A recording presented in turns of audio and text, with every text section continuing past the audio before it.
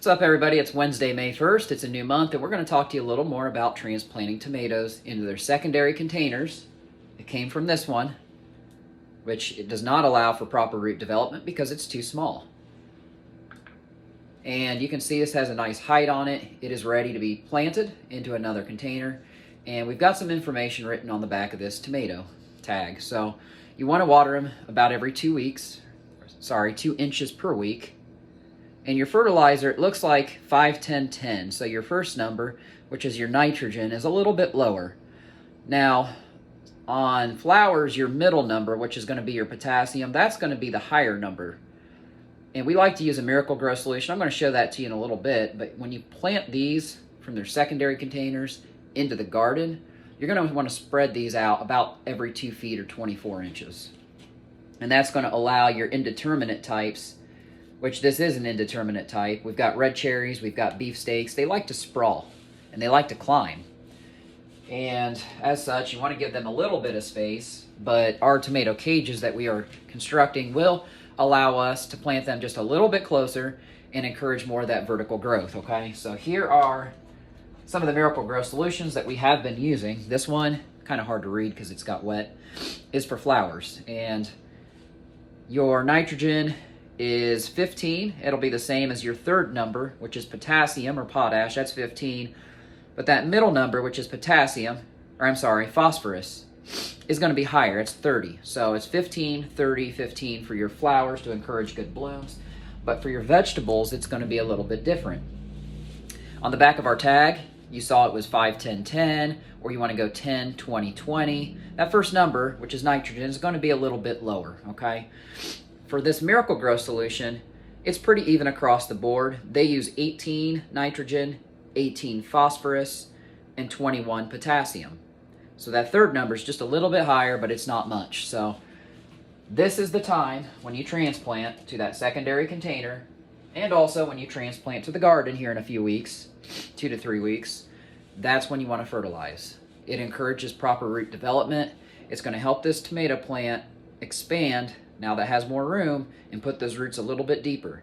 Now I have compacted my soil pretty much. The plant has already germinated. It's got good vertical growth. And you want to push this down because when it comes time to pull out the soil and transplant to the garden, it's all going to stay together. And the little that you can disturb the roots obviously is for the best. One final tip on transplanting your tomatoes is you want to avoid pests. Earlier this morning I walked outside and I found either a squirrel or a rabbit had eaten off another of the tops of one of my tomato plants, and it was about this size. I wasn't very happy about it. So if you could put them up on a porch banister or somewhere a little bit higher to where the plant can still get 6 or more hours of sun, and it can be away from pest damage, then you're going to be safe to get that in the garden here in about 2 weeks. But we don't want to necessarily take a chance. It looks like we're past the danger of frost, but typically you want to wait until after Mother's Day, at least in our location. Then you know for a fact you're safe. Another tip here in our local area to know when you can transplant into the garden is when all of the oak trees drop their leaves. And that's usually about the middle of May, about Mother's Day, a little bit after, maybe the week after. We've still got some of these oak trees clinging onto their dead brown leaves. So once those start dropping off, that's when you know here in our area that it's time to plant. Hope you like this video. Thanks for watching. Subscribe if you like. If you find this helpful information for you, we're going to continue to come out with more videos to try to help you guys in your gardens this year, because we know that the only way to eat safe is to grow your own food. So here's a really good garden guide on frost dates. And by April 22nd for our area in West Virginia, you have an 80% chance of no overnight lows under 36 degrees. And 36 degrees seems to be the temperature that you shoot for, because frost can still form above 32 degrees. Even though your air temperature on your weather app will tell you it's above 32, say it's 36 degrees, frost can still form above the elevations in the air, and it can fall down and do some damage on your garden plants. So, like I said, April 22nd, you have an 80% chance of none of your lows being under 36 degrees, where frost can actually form and fall down.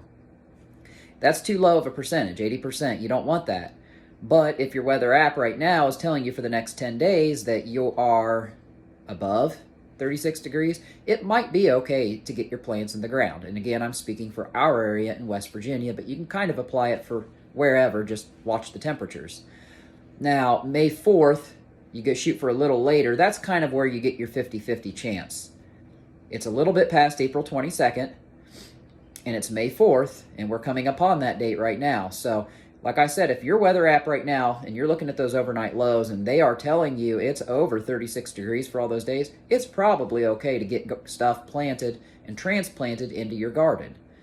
But when it approaches 90% chance that you will have no overnight lows under 36 degrees, that day is May 22nd for our area.